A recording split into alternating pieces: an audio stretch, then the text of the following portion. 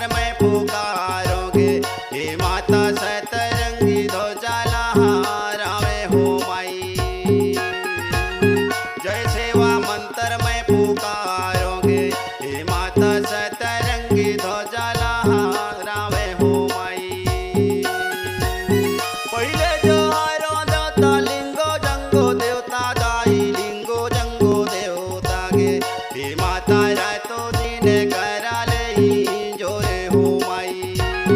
जय सेवा मंत्र में पुकारोगे, हे माता रातो दिन कराले जोरे हो माई।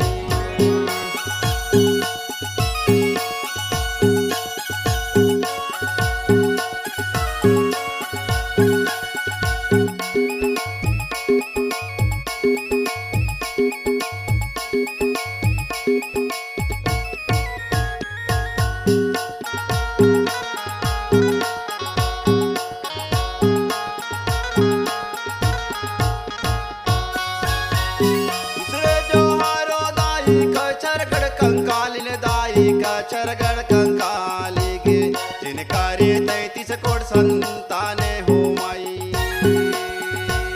जय सेवा मंत्र में पुकारोगे, हे माता जिनकार 33 कोट संताने हो माई।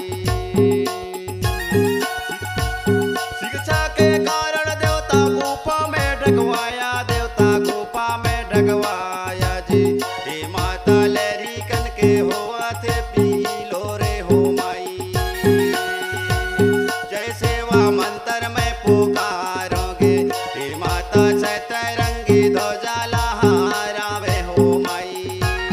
जय सेवा मंत्र में पुकारोगे, हे माता सतरंगी ध्वजा लहरावे हो माई।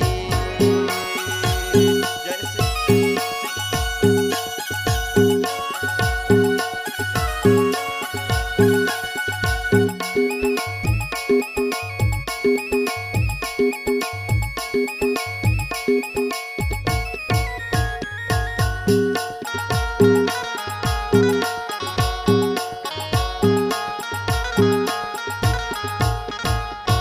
तीसरे जोहारो देवता हीरा सुका पाटा ले रा, हीरा सुका पाटा ले रा, हे माता दोनों हाथे की करे बाजावे हो माई।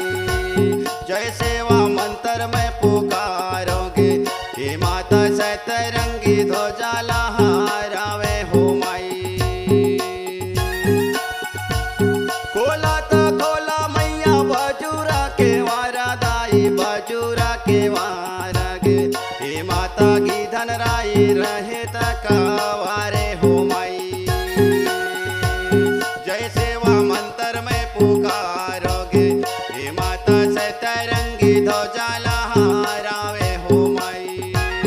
जय सेवा मंत्र में पुकारोगे, हे माता सतरंगी ध्वजा लहरावे हो माई।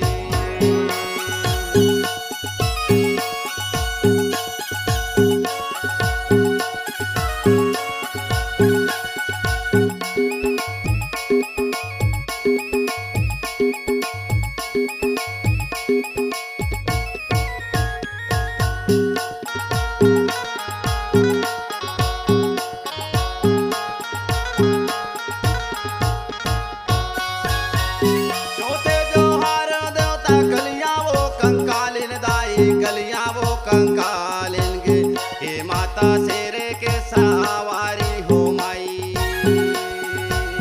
जय सेवा मंत्र में पुकारोगे, हे माता सतरंगी ध्वजा लहरावे हो माई। सिर के सवारी माता गुस्सा में ललकारे दाई, गुस्सा में ललकार गे, हे माता लाहूटा थे गुफा करे ओरे हो माई। जय सेवा मंत्र में पुकारोगे, हे माता सतरंगी ध्वजा लहरावे हो माई। जय सेवा मंत्र में पुकारोगे, हे माता सतरंगी ध्वजा लहरावे हो माई। सिर के सवारी माता गुस्सा में ललकारे दाई, गुस्सा में ललकारे गे, हे माता ला होटाथे गुफा कर